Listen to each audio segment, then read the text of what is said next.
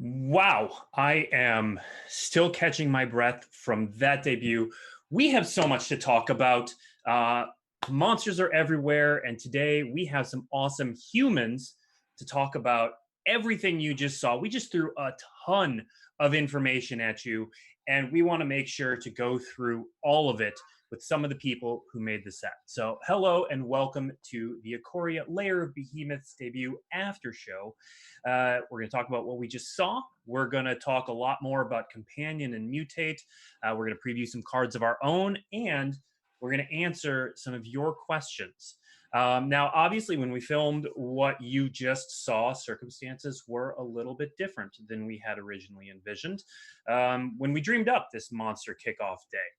But we also know how many of you are looking forward to today, seeing all the previews, and to learning more about the world of Acorrea and having some fun. And so I hope you're all viewing this in that spirit and enjoying some of the things we're showing off and celebrating today. And in that spirit, we have two extremely special guests here to go over some really cool stuff in Ikoria. Of course, it's Mark Rosewater, your future yoga teacher, and we have Dave Humpherys here from Magic's Tabletop Studio. Guys, welcome. Thanks for coming on to the show. Well, thanks for having us.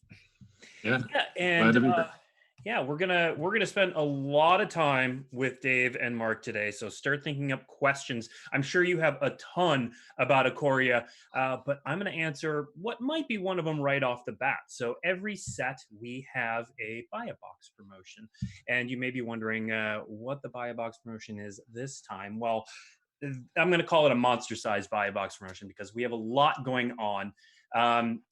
Obviously, things are a bit different right now. And so pre-ordering is tough. In some places of the world, most places in the world, the set's not even releasing till May 15th. But it's really helpful to stores if you pre-order. So if you're able to pre-order, if your stores are able to pre-order, we want to tell you what you can get with your pre-order at participating WPN game stores.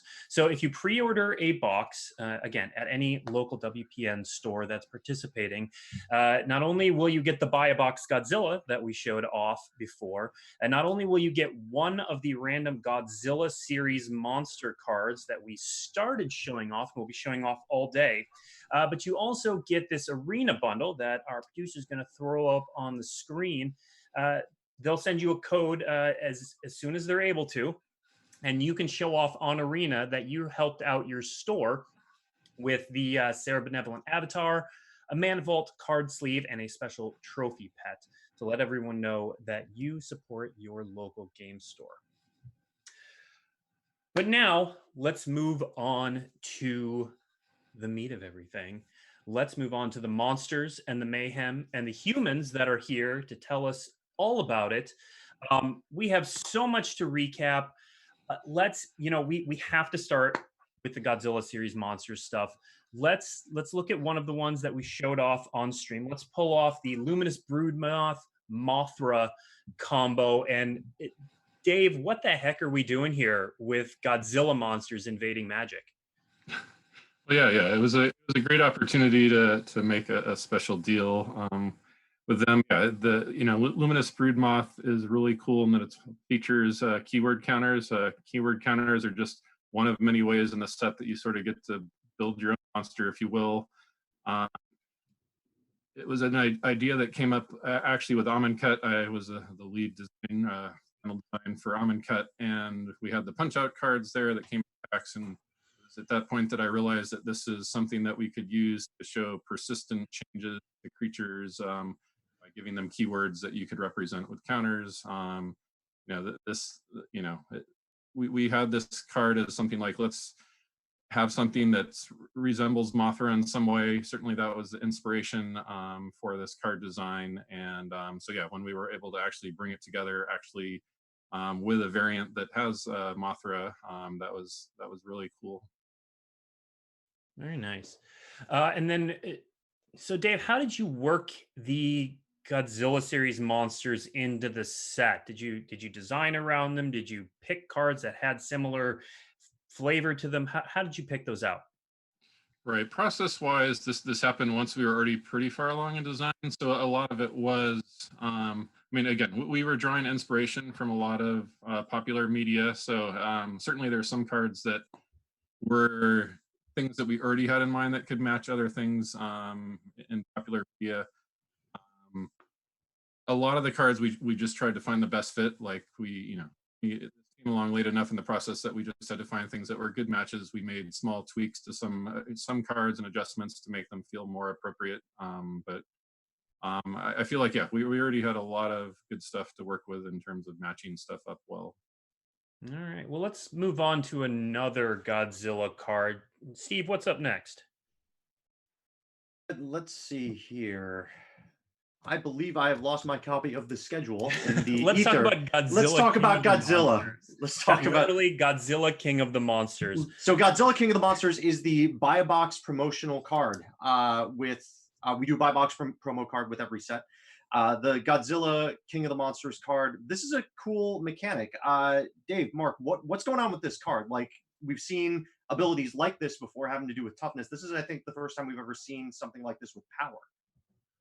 Yeah, I mean, yeah, this is sort of a reverse Doran, if you will. We've made a lot of cards where you build a really high toughness deck, and at some point somebody had pitched this card design of, how about you are rewarded for playing a high power deck where effectively your creatures effectively have toughness equal to their power, so that normally a 4/1's really easy to pick off, or a 7/1 or whatever. Like, you can really try to maximize the sort of the opposite end of deck building that Doran encourages. Mark, how did I want to take a step back, because we're talking about all these monsters and how these cards came out of the world, but where did the world come from? Where did the concept for a world of monsters come from? Okay, so when we build a world, the idea always is there's some inspiration, there's some like germ of an idea. And this got pitched as, I think we called it Monster Island is what we originally called it. Like, what if we took, the Godzilla type monster movies as an inspiration and made a set all about monsters? And so really we started by saying, okay, how do we do that? Like, how do we make a set in which monsters are the focus? And so we looked for keywords. Like, every keyword in the set is something that we knew we could play monsters with. Mutate lets you build your monsters. Companion makes your deck you get to build around your monster. Cycling lets you make giant monsters that you can cycle away if you can't cast them. And the keyword counters let you also like build the monster. So everything in the set was like monster, monster, monster. How do we make monsters the theme? And so we really started the ground running. We said, okay, we have our inspiration. And then every decision we made was about how to make monsters as awesome as possible. Okay. And Mark, what's kind of the, it's kind of about the story, but kind of about the set. What's sort of the central conflict in the set? Well, the big idea is monsters exist. If you go to the source material, humans are a big part of monster movies because they're the victims of the monsters, and sometimes they're the enemies of the monsters, and sometimes they're the friends of the monsters. And so we wanted to play all that aspects up. So if you look in the set, like, for example, Mutate only mutates non-human. So you can't mutate a human, but there's human tribal in the set. There is human and monster tribal in the set. We call them the bonders. So there's people that bond with monsters. There's people that fight with monsters. And so really, when we make a magic world, we have to make a whole world. So the monsters didn't live in a vacuum. Okay, monsters exist, but what does that mean? What does it mean for the people of this world when there's monsters walking around? And so, like, okay, well, the people have to kind of live in shelters because there's monsters everywhere. And then we really, we look at the design, we found different ways to say, hey, if I want to play human tribal and fight the monsters, there's a way to do that. If I want to bond my humans with the monsters, there's a way to do that. So the set really, from a structural standpoint and from a cosmological standpoint, really said, hey, how would this work? What kind of world do monsters exist in? Mm-hmm. Let's, so you mentioned it in there, mutate. Let's focus on Mutate, and if producer Sean can show up the image of Luna Apex of Wishes, which is one of the cards that was previewed in the debut. Let's talk a little bit about Mutate. Mark, let's start with you. Where did this mechanic come from? Because it's wild. Okay, so what happened was, in a lot of games, the idea of something mutates into something else is a very common part of games. That it starts as this thing and it turns into that thing. But we thought that was kind of boring. Like, the fact that it's always creature A and then always turns into creature B makes for a repetitive game state. So what we said is, okay, we love the idea of little tiny monster slowly evolves into big monster. That's a staple of our source material, but we wanted some flexibility. And so what happened is Mutate came out of us trying to find a way to say, how can you kind of build the monster? Unstable had done Host and Augment, which is our one other kind of playing in the space. We had done Champion, I guess, in Lorwyn. We played in the space a little bit before, but it was really like, how can we do it and just push it? And what happened was in Vision Design, we sort of made this crazy mechanic and we gave it to Set Design and they made it crazier. Well, okay, Dave, that's where you come in and you made it crazier. Talk about the development of Mutate from there. Right. So when it was handed off, you had to match either a creature type or a keyword mechanic in order, sort of to keep more of a through line of like, oh, this would resemble the thing that it's turning into. But that was just really challenging in terms of deck building and drafting. At some point we just decided to open it up that like, yeah, you would be able to mutate onto to any non-human creature, so that again there was just a lot more flexibility of combination things that you could get working together. And also as part of that, actually earlier in the process, we originally you were only carrying over that keyword counter or like that keyword as a keyword counter. And then we decided like, let's just let you keep all of the text under it. I mean, certainly there were some concerns of complexity and whatnot, but yeah, like we just wanted you to be able to keep text, gain all the new text. Certainly in looking at these cards, it's important to understand that they have when this creature mutates trigger, that trigger is when you're playing the card with Mutate. When you put another card with Mutate over that, getting again both the previous trigger and the new trigger. So we also set it up in a way that it gets kind of more and more crazy as you keep adding on layers to the monster. Okay. Now, one quick story. Yes, Sorry. please. So one of the things that happens in design is there's this crystallizing moment where early in design, you play something and then just you realize you have the thing. So we were playing an early playtest. I was playing against Andrew Veen, who was on the playtest team, and I made a monster, and then he made a bigger monster, and then I made an even bigger monster, and he made an even bigger monster. And like that game just was like that's when we knew like we had it. Like that that was the awesome thing, and the idea of just constantly one-upping each other with how big of monsters you could build. And like, yeah, there's a lot of work and a lot of fine-tuning, but that moment was the moment where like, okay, we have the lightning in a bottle. We have something really cool. Yeah. And when you all get to play with it, the fact that you're constantly evolving monsters and making monsters, and every game is a different monster, it is a really visceral, fun thing. I mean, I until you can play it, I mean, I can talk about it, but until you experience it, there's something just as you combine 2, 3, 4 creatures together, it's really fun. Yeah. Now, we're about to talk about the Planeswalkers a little bit. Before I get to that, though, there are a bunch of questions in chat about how the mechanics work. And I want to point everyone in chat to a couple resources.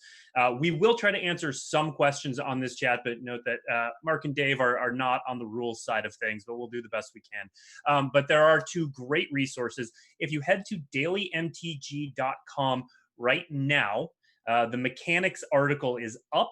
The videos are up. For you to view that will explain how the mechanics work, and they'll talk about things like how does it interact with commander attacks and that sort of thing. But additionally, if you still have questions, Rules Manager Eli is going to be on Reddit. And Dave, are you part of that too? Yeah, I'm part of that tomorrow. Yeah, tomorrow we're doing a Reddit kind of ask me almost anything about rules from Ikoria at 10 a.m. That is on the Magic TCG subreddit. So that is already up right now. If you want to start putting your questions in that subreddit, they're going to start answering them tomorrow morning at 10 a.m. Pacific time. So if you have rules questions, those are 2 great resources. Can we explain the basics? Can we just walk through the basics? Yeah, absolutely. Okay, so what happens is I have a creature on the battlefield. I have a mutate card in my hand. I can cast my creature normally. I don't have to mutate the creature. You can just cast the creature if you want. But if you cast Mutate, normally Mutate cost is lower, and then I get to put it either on top or on bottom of a creature that I have on the battlefield. The creature being on top is important because the power and toughness on the creature on top is the power and toughness of the creature. But all abilities that are in the stack, like the text box of all the creatures, you get all those abilities. And another important thing is, let's say I mutate onto a creature and my opponent destroys the creature I'm mutating onto. Now, I don't get a mutate, but the creature does come into play as a creature. Doesn't trigger the mutate. There's a lot of mutate triggers. Doesn't trigger the mutate trigger, but you still get the creature. So they can't kind of like destroy it from under you and destroy the creature as you're playing it. Makes Did I sense. miss anything, Dave? Not really. I mean, there are just other subtle things to bring up. Like, so, it's almost like it's transforming to the your hand in some sense. Like your creature, that creature will be able to attack. It's still, if it was on the battlefield the previous turn, it will be able to attack that turn. So you're getting also kind of a pseudo haste in ways of being able to attack with a really big creature earlier than you might otherwise be able to. I think you covered, It keeps auras and equipment, right? It's the same creature. Yeah. Encounters. It keeps all the... Right. Like there's no creature entering the battlefield. It's just, it's kind of changing into this new creature. Yeah, that was one of the things that stood out to me that's not necessarily intuitive at first glance, is that when you mutate a creature, nothing's entering the battlefield. So it won't trigger your soul wardens or anything like that.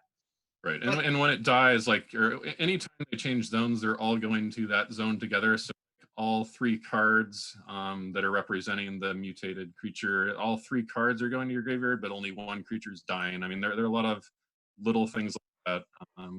Also, you can only mutate onto creatures you own because we don't want ownership of cards. So yeah, there are lots of corner cases. And there were people in chat saying the mechanics article was down. It should be up now. There's just a lot of people trying to read it. Okay, let's move on and talk about the two planeswalkers revealed. Yeah, Steve, take us through that. Yeah, Vivian Reed is back. Vivian's back. Let's have producer Sean throw that graphic up onto the screen. Got a new Vivian card, 5 mana Vivian, and this planeswalker brings back the static planeswalker abilities. Dave, talk a little bit about Vivian. What's going on with this card? Static abilities obviously first showed up in War of the Spark on planeswalkers. You decided to continue this here after having them show up on a couple of cards after that as well. Right. So yeah, I mean, we decided it was still fair game to be using static abilities outside of War. I was the lead of War, so yeah, I think this design was pitched actually, I believe, even as early as Vision design, and just kind of stuck all the way through. It's sort of a future sight for creatures, which felt very appropriate for her. It's a fun ability. Both of our planeswalkers we're talking about here today are very creature centric, which was very intentional.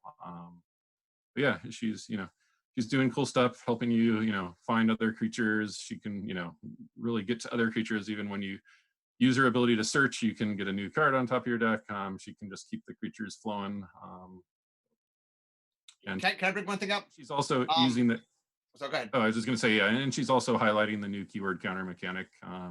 Of sort of being able to bring the creature, with the appropriate mechanic to best deal with the situation.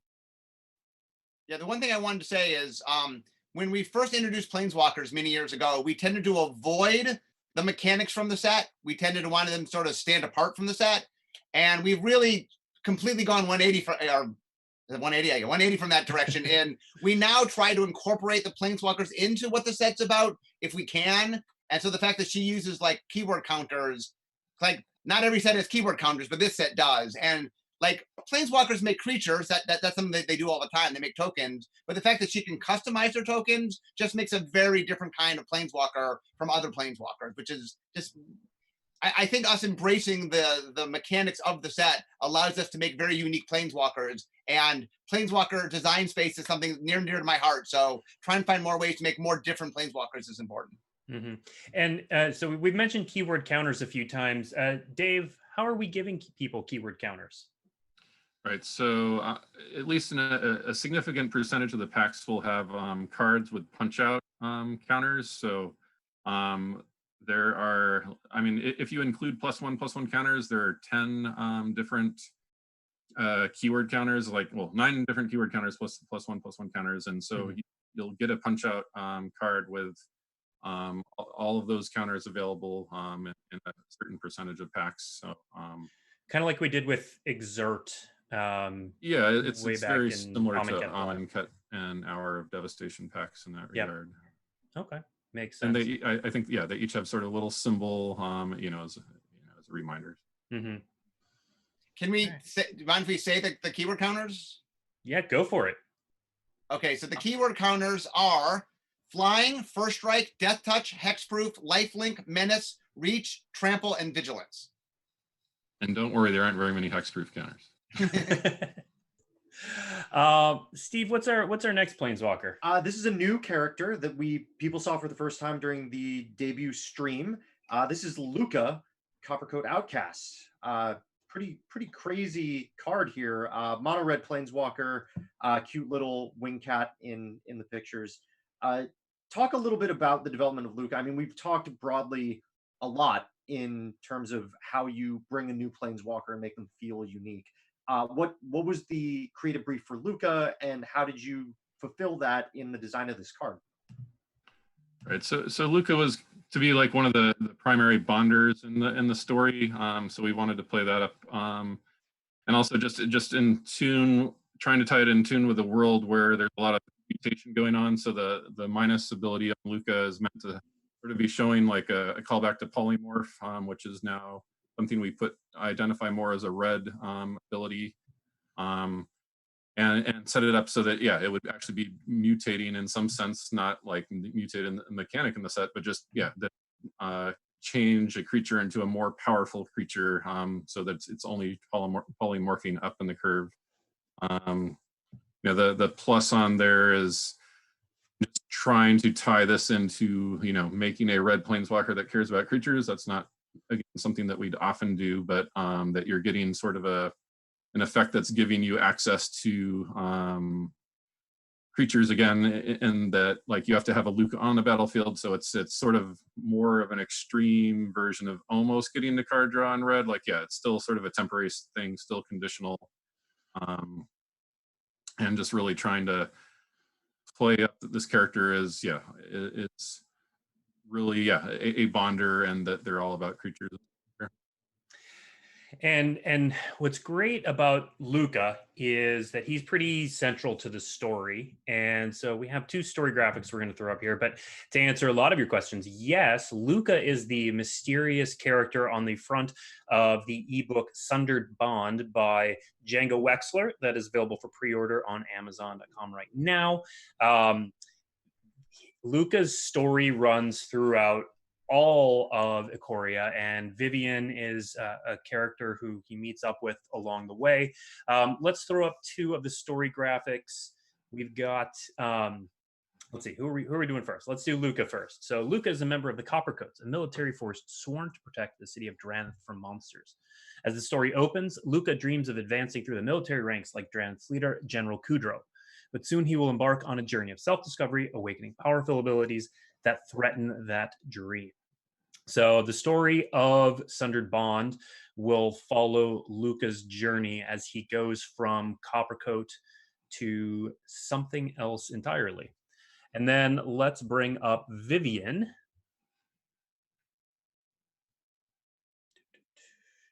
So Vivian, Monsters Advocate. Planeswalker Vivian Reed arrives on Acorrea to research its population of unique and incredible monsters.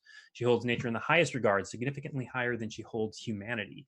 Vivian can't wait to learn about the creatures of the plane. So if you head to dailymtg.com right now, there is an article up called Planeswalkers Guide to Ikoria.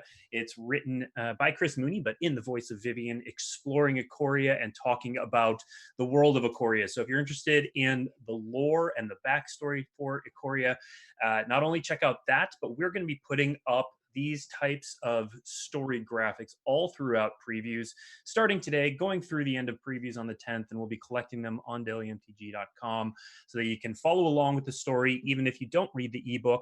But again, I definitely recommend checking out the ebook, which will be available on Amazon for pre-order right now, by Django Wexler, called Sundered Bond. But let's move on. We've just spent half an hour talking about the things that we've already previewed. Yeah, there's so much to talk. It's insane. But we actually do have new previews for people to see.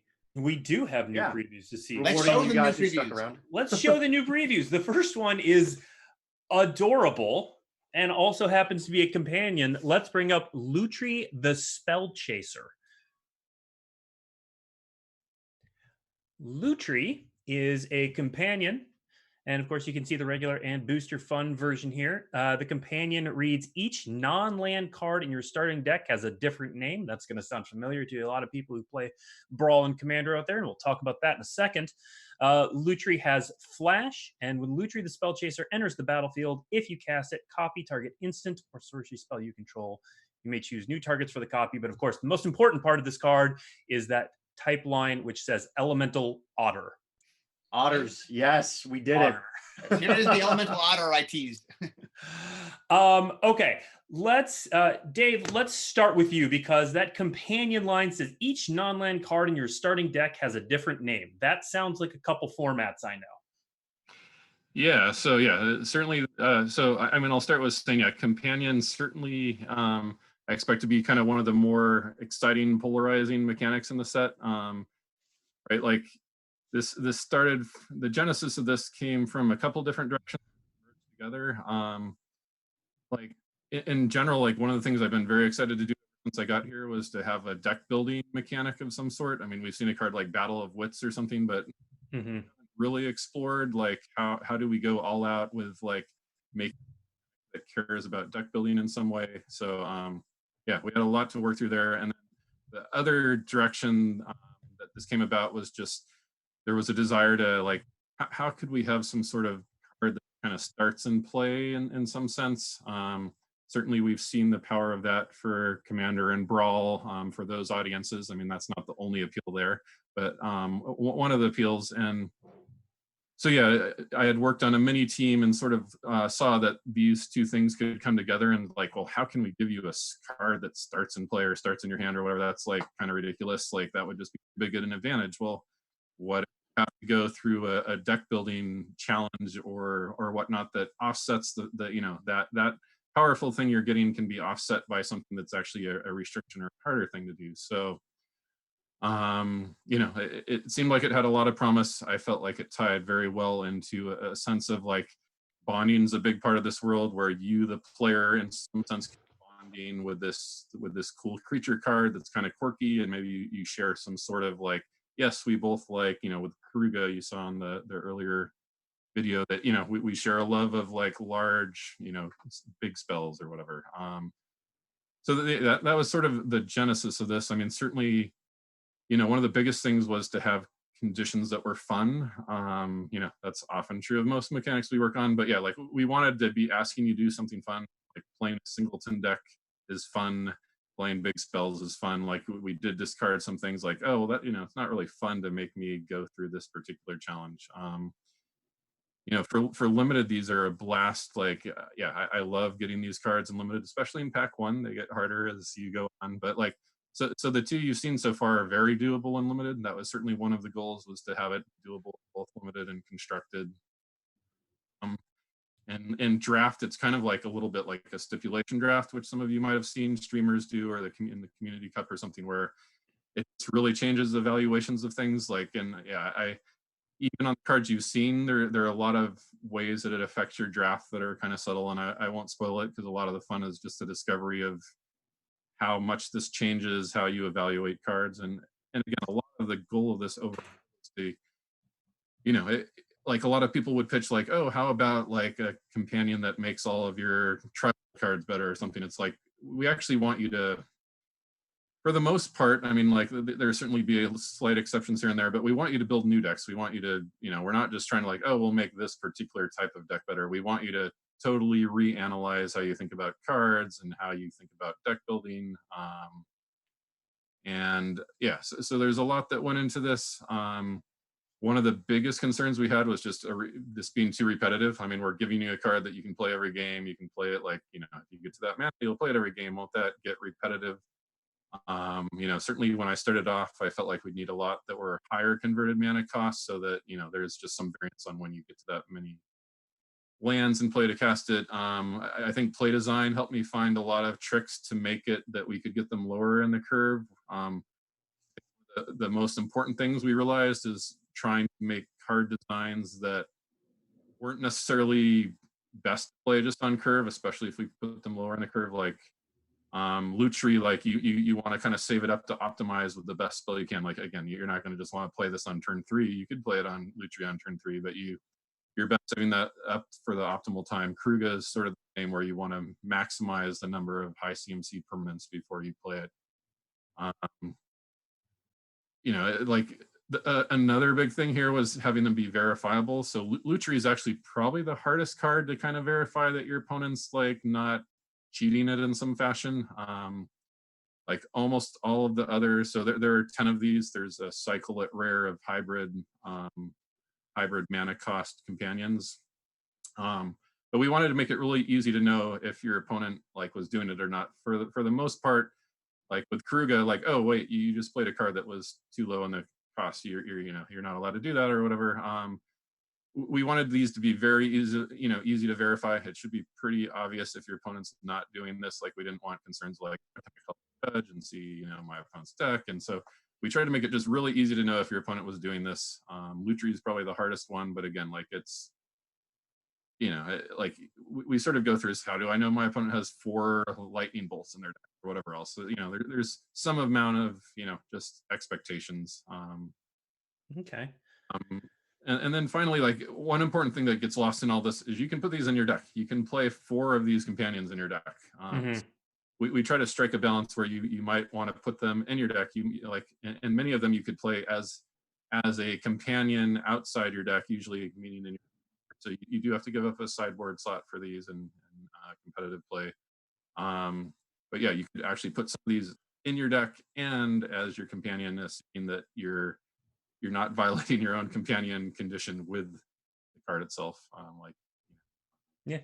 So another thing I want to point out is one of the things we were trying to do with our mechanics was we wanted them all to play into monsters, but in different ways. Like the goal wasn't to make all of them just do the same thing. And so Mutate's really about building this giant monster, but the real cool thing about Companion is having this real connection with one particular monster. And the idea of bonding with something, like I said, it's in the source material. It's, the thing that inspired us, this is part of it. And, Dave, we did a hackathon where Dave had a team that had this mechanic. And when we got to the set, we really liked it and felt like this was a really good place to do it. Obviously, we have a backlog of ideas, but we want to find the right idea that makes sense in the set we're building.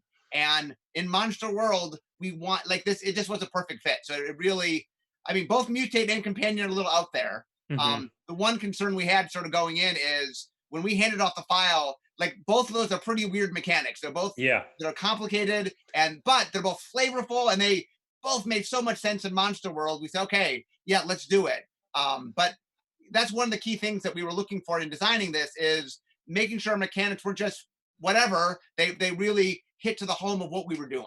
Yeah. And I forgot to note on Lutri, I know we wanted to cover. So Lutri, because it's trying to get people to do this cool thing in standard, which is sort of play more in the commander space. It wasn't really our intent that this card would be allowed in Brawl and Commander, and that is the current plan, that it will be before release in both those formats. It's not our intention that if you're playing a blue-red deck, you can just get this extra card kind of for free. So it wasn't really in the spirit of the design, but we felt it was important enough to bring a card like this to standard that we still wanted to put it in a standard legal set. Yeah, makes sense. So it's not going to be available to play in Brawl. And then we've already talked to the Commander Rules Committee, and they've expressed that they plan to probably ban it in Commander as well, correct?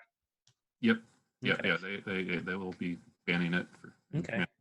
And Mark, I heard Dave say that there were going to be 10 of these. What can you tell us about the 10 of them without giving too much away? Well, one of the things, one of the challenges of them is you want to give yourself a lot of flexibility in building.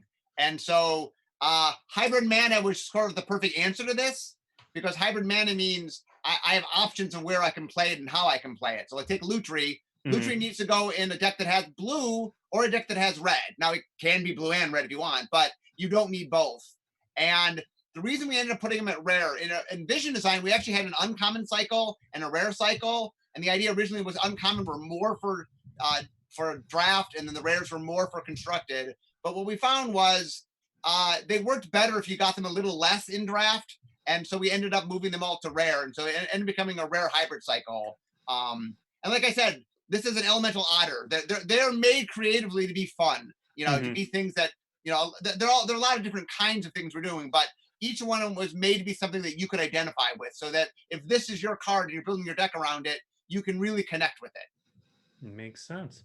We have a ton more cards to get. That was awesome, but we have so many more cards to get through. So many more. To say. No, it's good. That we had a whole companion section that's lined up next at the bottom. I think we pretty much covered it. We will show off the companion mechanics video in a moment, but I do want to get to, and we're gonna. Producer Sean, I'm gonna skip ahead a little bit. There were a couple cards we were gonna show off that are in the mechanics article, but we're gonna let those be in the mechanics article. Head to dailymtg.com. Right now, we're gonna move to a card called Void Beckoner because it shows off two of the mechanics in the set, and has a little other thing we'll talk about. But let's talk about Void Beckoner first. So this is an 8-mana 8/8 nightmare horror with death touch. It has cycling for 2 and a black mana, and when you cycle Void Beckoner, put a death touch counter on target creature you control. Mark, this has two of the mechanics, but we haven't talked much about cycling. How did cycling get into the set? Okay, so one of the things we like to do is we like to bring back mechanics when we can. Not every set has a returning mechanic, but we always look at mechanics. And like I said, one of the challenges of the set was we want to make a monster set. One of the challenges of making a monster set is monsters. Well, you can have small monsters, and we have some smaller monsters. The most famous monsters tend to be bigger. And so we were looking for a mechanic that says, how can I play more big monsters in my deck, but not get punished too badly for it? And cycling was a great answer, right? Cycling sort of says, hey, you can play cards you might not normally play, because if you can't play them, you can cycle them away. And so cycling it ended up being a really cool thing to help do some mana smoothing, but just let us get more monsters in the set in a way that would be the core of what the set was doing, but also just play well. And like I said, the challenge of doing a monster set, I didn't really get into this before, but like Rise of the Eldrazi was us messing in this space before. And while the draft worked out pretty well, there were some issues in the constructed. Like we learned some lessons from Rise of the Eldrazi. And, we want you to be able to go down the path and build a giant monster, but we didn't want to force you down that path. And we wanted to make sure that there was things to do at every mana level along the way. And cycling was part of that. I mean, how Mutate works, there's a lot of different pieces that went into that. But one of the big challenges was we want you to have fun with monsters, but not like twiddle your thumbs until monsters happen late in the game. Makes sense. And then Dave, this is an uncommon. It looks like it could be part of a cycle. Are we going to see more things like this? Yeah, this is part of a cycle. These are actually in a cycle very early. I beat you to that, Steve. I'm so disappointed in myself that I didn't get to it first. I was so close. So this is part of a cycle. It was in the set very early on. I will note, like, cycling again as lead, and one of the things we learned with cycling is, some of that was that draft format was kind of fast, but like cycling is pretty aggressively costed here. There's a lot of low cost cycling, a lot of colorless cycling. These happen to have colored mana because they're producing kind of a colored effect, but you'll find that the cycling is pretty aggressively costed here. Okay. And the way these cycle came about, by the way, was we were trying to figure out cool things to do with the token, the counters, the keyword counters. And one of the things that's neat about them is permanently granting an ability is usually not quite worth a card. Like we don't often make orders that just do one ability. Those usually aren't enough. But it was the kind of thing that on a cycling effect, where we're looking for a little tiny cycling effect, it seemed to be a bite size, the right kind of effect. So we thought was cool is have a creature that has the keyword or cycle it to grant the keyword. And that seemed like thematically a nice connection. Makes sense. Okay, so now we need to talk about another aspect of this card that is slightly less fun. So part of the reason we are previewing Void Beckoner is that Void Beckoner has an alternate version as one of the Godzilla series monster cards, Space Godzilla to be specific. However, that card was conceived of in a different world months ago, before we were in a world where the coronavirus was running rampant. And if you know your Godzilla lore, you may know that Space Godzilla has a breath weapon called the Corona Beam. And so originally, the Godzilla series monster version of this card was named Space Godzilla Death Corona. Obviously, that's not a great name right now. We are changing the name where we can. So let's show up the arena version of this card, which is going to be called Space Godzilla Void Invader. However, there is a printing of Ikoria that has already been made. And so there will be versions of the card called Space Godzilla Death Corona that are out there in the world. So what we are doing is we're taking steps to change it wherever possible. So first of all, any reprints of the Acorrea set will not include the Space Godzilla version of the card.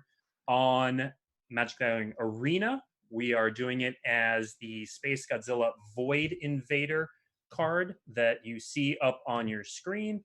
And then Magic Online, which offers the Godzilla series monsters in treasure chests, they will not be distributing the cards. So obviously this was an unfortunate change in word meaning that just kind of happened along the way.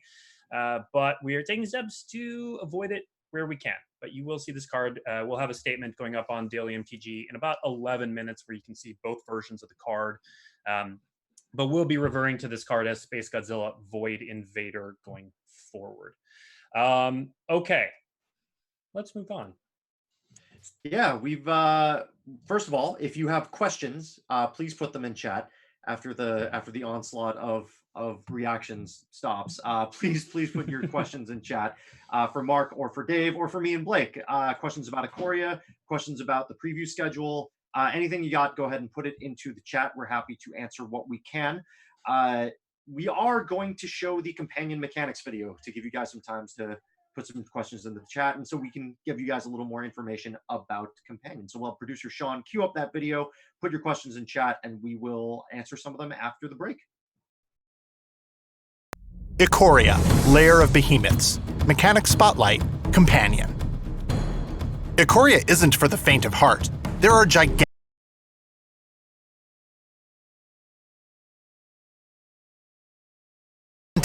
rampage into new mortars and try to get inside. Introducing the new ability, Companion. Everyone, this is Karuga. Karuga, everyone. Karuga is one of the 10 new companions found in Ikoria. Each companion includes a deck building rule that you must follow if you want it to be your chosen companion. In Karuga's case, that means no 1 or 2 drops in your starting main deck. In fact, your chosen companion starts the game in your sideboard. That means it's not even part of your main deck and doesn't count as one of the cards toward the minimum deck size. In each game, you can choose up to 1 companion. Before the game begins, reveal your chosen companion to all players. During the game, it stays revealed, and you can cast it from your sideboard. From there, it's just like any creature. If it dies, it goes to your graveyard, it can get bounced back to your hand, shuffled into your library, exiled, and so on. Once it's in the game, it stays in the game. If you want, you can include creature cards with companion abilities in your main deck as normal. For example, you don't have to worry about the deck building rules if there's just a dinosaur hippo-shaped hole in your 5-drops and Karuga has your eye. Ignore the companion ability completely, and focus on all the good that Enters the Battlefield ability can do for you. And before we go, Commander players, we got you. Even though you don't have a sideboard, you can still bring a companion with you. It doesn't count as one of your 100 cards, but remember, your commander is part of your starting deck and has to play along. Companion presents some fun deck building challenges, but at the end of it all, you get a new best friend. How great is that? Happy hunting!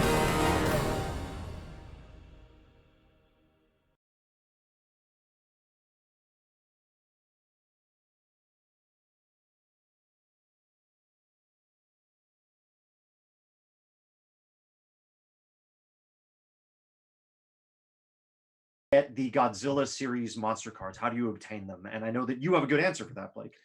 The best answer is to go to dailymtg.com and look at the article "Collecting Ikoria" by Mike Turian, which lays out everything in detail. But let's talk about the Godzilla series monster cards. First of all, note that we're going to be revealing, or we or someone will be revealing them today.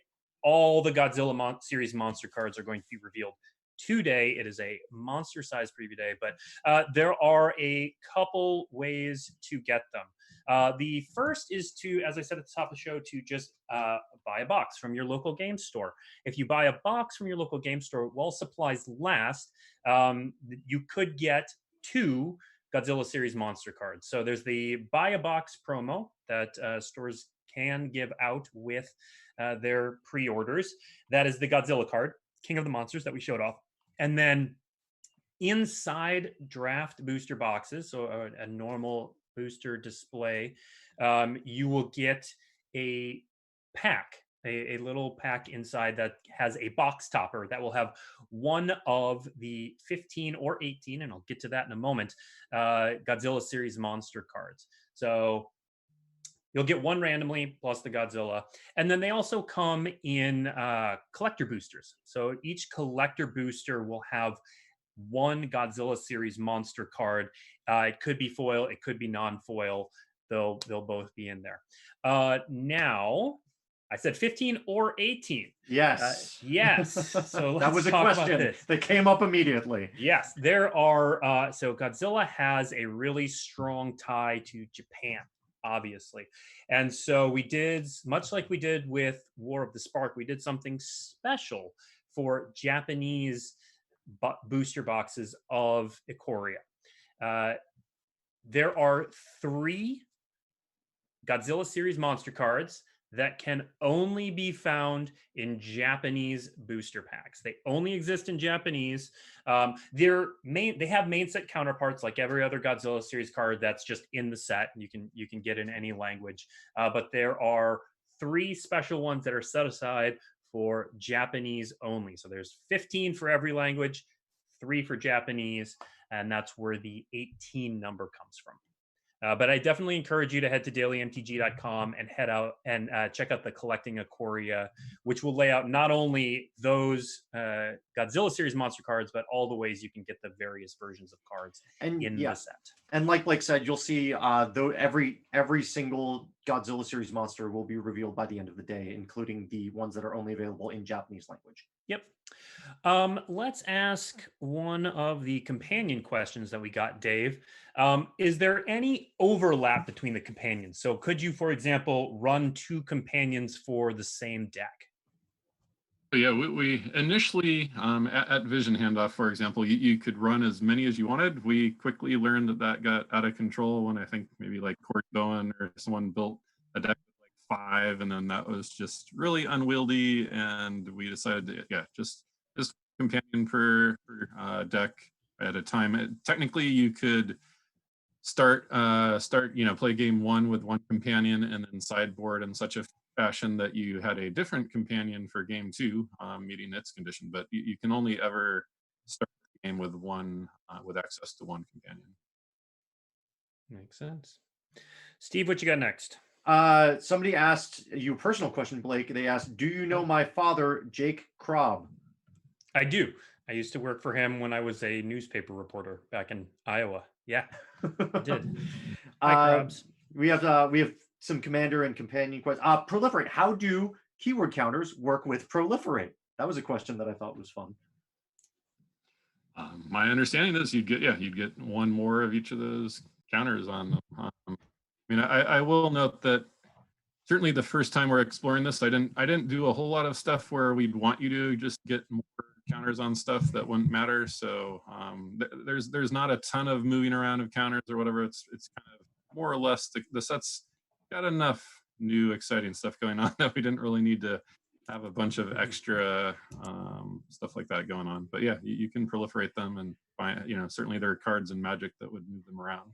All right. Mark, can you tell us, we've had a couple questions asking, is this a wedge set? Mark, how would you describe this with relation to wedges? What I'd say is it's a monster set with a little wedge theme It is not a wedge set with a monster theme, meaning it's monster, monster, monster, monster. Yes, there is a wedge component to it. Yes, you know, if you look at some of the rare cards, there are wedge cards and stuff, but the wedge component is an aspect of the set, but it is not the defining aspect of the set. Monsters is the defining aspect of the set. We're seeing a lot of questions about the Godzilla series monsters in chat. So first of all, a clarification about them generally. All the Godzilla series monsters you can see. Actually, producer Sean, if you could put up one of the Ghidorah card that we showed during the stream, you can see that all the Godzilla series monsters have a little name under them. That is a real card in that it has a counterpart in Ikoria. So basically, this is just a different version of that same card. Think of it as a card, almost a card style for these cards that are just printed in paper. Some of the arena card styles. Speaking of arena card styles, yes, to answer the question in chat, the Godzilla series monsters will appear on Magic the Gathering Arena. You can check out, they'll have an update about that later on today, I believe, as to how you can obtain those. So keep an eye out on for MTG Arena and some of the stuff that they have coming up to announce it. Thank you for putting up that graphic, Sean. Appreciate it. Dave, let's ask another companion question. How do you verify the deck building requirement? In some ways, there's not any specific verification that I'm aware of. Again, like there's not much point to be trying to do something funny here. Like again, like why are you putting a card that has CMC 2 or less in your deck? You know, there's just not much advantage. I can't necessarily speak to all the floor rules and whatever. I'm sure those will be described in some detail, but again, I think for the most part, if something's going on, somebody has made an honest mistake for the most part. I mean, you do need to be careful in the process. Like, you know, certainly you might look at like, oh, I have this spell that's XRR to cast. I'll put that in my Ikoria deck or, you know, whatever. And not thinking, oh, well, you know, this is actually not CMC 3 or greater. And, you know, people will make mistakes. You know, Arena won't hopefully let you make any of those mistakes. In terms of live play, I think, you know, that's going to be up to more of the floor rules. I don't, like I said, other than Lutri, almost all these you'd immediately know if your opponent was doing something wrong. And I think for the most part, it's just going to be people making honest mistakes. And there's not really any reason for them to have tried to game that system. You know, not any more so than, like I said, trying to do, you know, play 5 of a card in a deck or any number of things that could otherwise happen in a normal play environment. Yeah, and I think you described this to me once as you'll know as soon as your opponent, if opponent, you know, with Lutri, if they play a card for the second time in a game, with Ikoria, if they play a card that costs 1 or 2, you'll know, and that's your right. I mean, we did have to abandon some companion conditions that. For example, like, you know, there are companions like that might stipulate you need to play a certain type of thing. I guess I don't want to spoil any of the future ones. And like we also then in testing and in the design process, we said like, oh, and you have to play, you know, 10 of that card in your deck or 15 card of, you know, and we realized that, yeah, that would just be too hard to verify. Like, you know, it would be very easy for, you know, how do I know my opponent didn't sideboard out and still has 10 of those in their deck or whatever. And sideboarding became very much an issue. Well, like, oh, they might make a mistake in sideboarding or something, and it would be hard. If we got too specific, it would be too hard to verify, and we abandoned all of those designs. And I think what we kept is all pretty straightforward to verify. Fair enough. Steve, what do you have lined up next? A lot of people asking about Commander and Commander interactions with Companion. Please take a look at the Commander website. They'll be able to update you. I believe they've already tweeted out and put out there that the Otter is banned in Commander. So please pay attention to the Commander Rules Committee. We can tell you for certain that the companions are banned in Brawl, correct? Is that correct, Dave? No, it's not the companions. Let's be clear on that. It's just Lutri. Yeah, I did see some confusion on that. Lutri is the only one. All the other companions, we did see some questions on that, so I'm glad you brought that up. Yeah. Just Lutri. The other companions are available. There is one companion that you won't be able to use in Commander just in terms of its restrictions, but yeah, Lutri is the only one that, I mean, you can play that card in your deck. It won't be banned. But. Yep. There was a good question about how the buy a box promotion works with what's going on with the coronavirus. So let's address that real quick. First of all, so it used to be that buy a box promotions could only be if you picked up the box in your store. We loosened that restriction. Stores can ship buy a box promotions if they're able to ship. So each store is going to handle a little differently because each store is going to be in a different situation based on local regulations. So our advice is check with your local game store. We are still sending buy a box promos to stores. The box topper comes in the box, so that's completely separate. And the arena codes we are sending to stores as well. They should be able to send you those pretty much immediately. Again, it's going to depend on each store, so just check with your local game store, but you can still get it whether or not you can go into the store physically or not. But let's talk about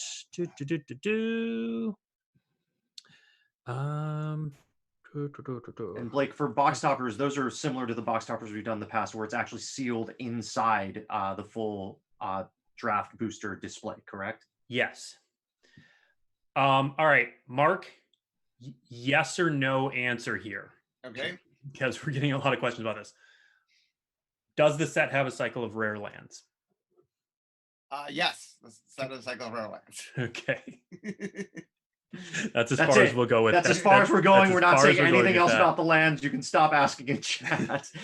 So I do want to clarify something. There seems to be a lot of confusion about the Japanese exclusive Godzilla series monsters. Again, the Godzilla series monsters, think of them as card styles for cards that already exist. You can't have, you can't have 4 of the Godzilla series monsters and 4 of the card that it is the card style of in the same deck. You can have a combination of 4 of the 2 of them. So for the Godzilla series monsters that only appear in Japanese language, those cards have analogs in the main set. You will be able to play them. They are not mechanically unique. The only difference is that they are Godzilla series monster card sets for those cards that already exist. So hopefully that clears it up a little bit. All right. Dave, question for you. We're only going to take a couple more questions. We're already over time. But I thought this was a good question. Dave, companion draft. Is it possible to draft one of these companions and fulfill its requirements? Definitely. I've seen, I think we changed one sort of late on, but I think I've seen at least 9 of the 10 done multiple times successfully in draft. I mean, it may not always be correct to play it. I mean, I at least personally find it fun. If you actually do it, you feel really good about it. You know, if you're not super competitive, you know, it might be fun to play it that way anyway. Maybe won't be correct. And one nice thing, a lot of the designs, I guess Karuga is a pretty good example. Designs, if you try to do it and don't quite get there, your card will still have synergy with what you were trying to do. So like Karuga, you're trying to draft CMC things and it cares about high CMC things. So you will be rewarded by having tried to do it as much as you could. But for the most part, if you open one, and especially if you open pack 1, you can do almost all these. I think there is maybe one exception. But you know, I look forward to the first screenshots of the person that managed an arena or wherever. All right. Okay, I'm gonna give a whole spiel at the end about all the things coming up. But before we go, I want to hear from Dave and Mark. And Dave, we'll start with you. What are you most looking forward to, without revealing anything, in Ikoria? I mean, I think I'm most looking forward to just seeing how the companion mechanic plays out. I'm very excited in terms of how new and different that is. You know, I'm also a little nervous about it, but I'm really excited to see what people figure out. As I've alluded to, I think there are, a lot of fun little ways, like just Karuga's example, just because, you know, there are still things to do on turns 1 and 2 of the game that are maybe not immediately obvious, but, you know, there are still plenty of ways to work around the restriction in ways that are really fun to figure out. Cool. And Mark? Okay, so David's excited to see people show the companion they managed to draft. I want to see the biggest mutate creature you can make. What is the most insane mutate thing you can do? Well, all this said is a lot of fun. Mutate is near and dear to my heart, and it is a wacky, wild, crazy mechanic. And one of the things that I would love to see from the audience is just seeing what you can create. This is a mechanic that lets people make things that are going to be wild and crazy. And as you go into different formats with more and more options of things you can mutate, I'm really excited to see what people do with Mutate. All right. Well, thank you, Dave and Mark. Thank you, Steve. Thank all of you for joining us. Ikoria releases, okay, I'm going to go through this now. Ikoria releases in several countries in Asia, including Japan, China, Taiwan, several regions in Asia. We announced it. We're going to go, let's see, several regions. Let's go South Korea, Japan, China, Taiwan, Hong Kong, and I think that's it on April 16th and 17th. And then it releases on Arena on the 16th, as well as Magic the Gathering Online. And then it should release worldwide on May 15th. Check with your local game stores about when they'll be getting in. We're going to be shipping things as soon as we're able to. Thank you for tuning in. Previews are going now through the 10th of April. This weekend is going to be all about Commander. So Commander previews will start kind of tomorrow, and they will go through till Monday, and then we'll resume more previews from the main set of Ikoria. And of course, all of the Godzilla series monsters are being previewed today in various places.